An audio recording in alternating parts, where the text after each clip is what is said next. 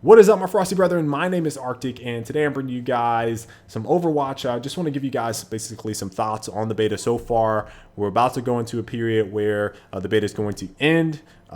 Believe it's December 10th, and it will begin again in mid-January, I believe. So, I want to talk about, I guess, how I felt about the beta, why I'm excited for the game, and a couple of things I think they can improve upon going forward. So, one of the things that I want to stress is this is pretty much heavily opinionated, especially this first portion. But if you disagree, just have a conversation. Let's have a conversation about it in the comment section. I've played a lot of different shooters over the years. I played PC, I played console, I've played everything from Quake and Unreal Tournament to Call of Duty and Battlefield, super strategic stuff. I played TF2, things in between. I worked on loadout. I made a shooter. So, I have a lot of experience in the genre, both as a player and a developer. At this stage for me, I'm all about new experiences in gaming, and at least from a shooter standpoint, having something that doesn't feel the same. So all shooters for me have boiled down to a couple key things: your mechanical skill, your aim accuracy, your ability to understand movement and how and where you need to move, and just being better than the other player. There's positional awareness or map awareness, and then there's like communication. For the most part, positional awareness and communication don't necessarily always result in a win. More often than not, in almost all the shooters I've played, TF2 is kind of on the ladder of alongside Overwatch, which is what I'll get to. I have been able, and other people have been able, to dominate because they can aim better than you. They have better reflexes than you. You will always lose because your aim and just general ability are not better. There are cases where strategic choice matter and positional map awareness, all that stuff matters, but it's typically at the very, very high competitive level where mechanical skill is about the same, and then the difference becomes communication, map awareness, strategy. That's typically how I've seen it go, and in a ranked environment, you can just pub stomp people because they don't have the mechanical skill to keep up. Overwatch and, to an extent, Team Fortress don't necessarily follow that same tried and true shooter formula to success that I've seen in all the other shooters. It is more about strategic choice, map awareness, communication, less about mechanical skill. And that's really, really fascinating and compelling to me because I'm just one of those players that it really enjoys. I'm like a chess player in some cases. I like being able to outthink and out strategize other players. And if you've seen us, my team, in Gears of War, some of the things we did at the time were just absolutely ridiculous. It was before a lot of organizations were doing it. We had like strategy books, and we were breaking down plays. We were going over recordings and stuff like film recordings and stuff like that. So we had a really rigorous routine and discipline towards perfecting the little intangibles. So Overwatch for me, in a ranked level, sure, you can pub stomp people, party of 6, you can really shine as an individual player, but that doesn't necessarily mean you'll win. And that can happen in any other game as well. But in this one, it can be particularly frustrating if all the players or the majority of players on your team don't understand strategic choice, don't want to play the game mode, don't want to change their characters. There's things like that where it really negatively affects the experience, and that's also going to go into the column where it's kind of frustrating sometimes to play Overwatch because you have people that will not switch their characters, will not switch their heroes to the optimal experience that's going to allow them to win. And at some levels, I understand that people are going to have their characters, and those are the ones they're going to pick. At the same time, you're just not going to win that way. You're just not going to win that way. If you refuse to work with folks, if you don't want to switch your characters, you're not going to win.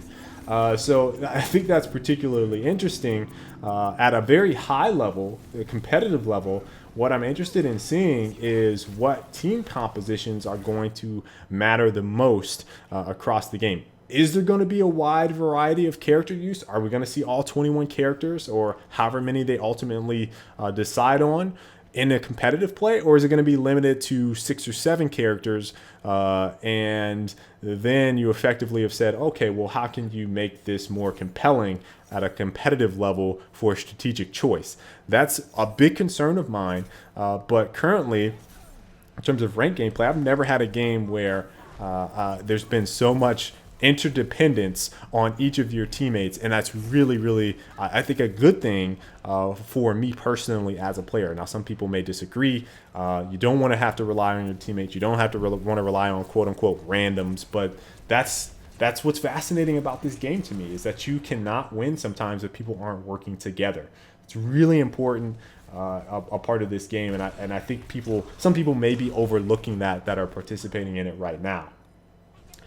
Some of the things that I'm a little concerned about are the depth of additional game modes. And what I mean by that is, I think Jeff Kaplan was talking about why they don't have like capture the flag, for example. And it's actually a good problem to have given the type of game this is. But basically there's no capture the flag because the obvious choice in capture the flag is let me go Tracer, go grab that flag, and then zip around really quickly. And then you say, well, Tracer shouldn't be able to hold the flag. And then you have to make restrictions on Tracer in specific game modes that then muddle the character and make it less fun. So there's certainly that element to it that I feel like, man, what game modes would work with this? What's the game mode, the optimal game mode that's going to see every single character have some type of validity and an option for someone that loves that character, or they know how to play that character really well and given this game mode. That's really compelling to me, and there's not too many shooters that you can say have that ability to really play on all of the characters or all of the different abilities that they may have for a character in a game. Destiny is one that comes to mind because you won't see very many game modes or in general that have uses for all characters. If you're playing Rift, which is essentially capture the flag, the Blink players are by far the best flag runners, and so it almost makes no sense to go anything but that. But I mean, obviously, you do see some variety. But if I was playing at a competitive level, there's no reason I wouldn't have a Blink character unless, for example, that wasn't my role and I knew that the attackers were going to be Blink characters, and if I was defending, I might be something else. So it really opens the variety of choice that you're going to have for those characters, and thinking about what game modes are going to do that plays into Overwatch's favor, but at the same time, it really limits, I think, what they can do quickly. So I'm kind of anxious to see what more they're going to do in terms of game modes. They also have like a territory control style that plays out on Anubis, Volskaya, and what's the other one? Hanamura. So basically you capture a point and you move to the next point and capture that one. You seem to get a lot of strategic choice there, but I'm not necessarily sure it allows for the same type of variety that you see in the payload, but certainly something that I think is interesting. And then there's the idea of melding several game modes together for an extended period, which they're currently doing, that then sees first half, we needed this strategy. Second half, we need to try to rotate with this strategy. That's also a really compelling way to kind of do it. And I've seen a couple different games in the past have multiple objectives during the game. So that's certainly a fascinating part of the experience that they have going forward. And I wouldn't be surprised if they develop a way to incorporate more existing game modes that we know into what they're doing. But the last thing I'm really kind of concerned about is how they plan on doing some stat tracking stuff. Obviously, I think we're seeing a very bare bones version of this right now. But for example, I want to know what my hero win percentage is on McCree, on Gibraltar, and blah, blah, blah, blah, blah. And for me, they don't really have the statistical depth. It seems like they're tracking a lot of that stuff, but they don't have the depth that allows me to look at my hero currently in the beta, look at my hero and say, this is my win percentage, this is my accuracy. Okay, All right, so my best hero is him. I'm going to pick him a little bit more for these particular maps because this is the ones that I know he's successful on. They don't have win percentages on maps. These are all things that I pie in the sky. I would love to have that stuff. But at the very least, I would like to know the effectiveness of my heroes at some level because that's not presented. There's no statistics page. There's nothing like that right now in the beta. I've watched a couple tournaments, so I've seen some of the things that those folks have been asking for, and it's very similar stuff, and I guess that's just the competitive kind of, I guess, general want is to kind of have those things, but it's certainly something that I feel like would enhance my personal playing experience. The other thing, the very last thing is the hero choices that we're going to have post whatever DLC or expansion they're going to introduce. Right now we're at 21. I really want to know what the goal is and how many heroes are going to be introducing per expansion. If this is following the normal box product mode of monetization for them, then this may be very similar to Diablo or StarCraft or something like that, where they're going to have really huge expansions, and I would love to see the cast of characters that they plan to introduce there and how they change the gameplay. And that's pretty much it. That's all I really wanted to talk about, give you guys some thoughts on Overwatch. I'm really interested to hear what you guys have to say about some of the things I mentioned about strategic choice, competitive, mechanical skill, all that stuff, and why this makes the game so compelling to me. I cannot wait to play with my team. I got the opportunity to play with a party of 6 not too long ago, and it was awesome. It was awesome playing with a full party on this game.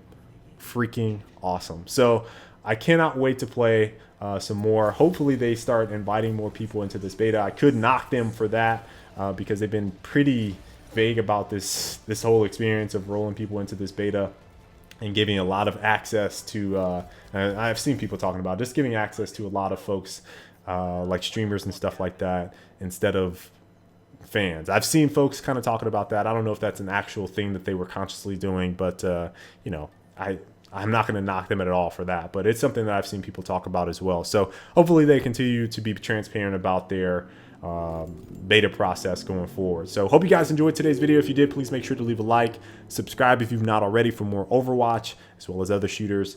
And until the next time, folks, I will catch you all later. Stay frosty. If you like this video, you should probably click on the one down below. That'll take you to another video. You may like it. A little bit about me. I'm a former pro player. I play PC and console, mostly shooters. I also have a gaming podcast. I do tips and tactics, live gameplays. Check out my Twitch. Also, I work in the industry. Why are you not subscribed?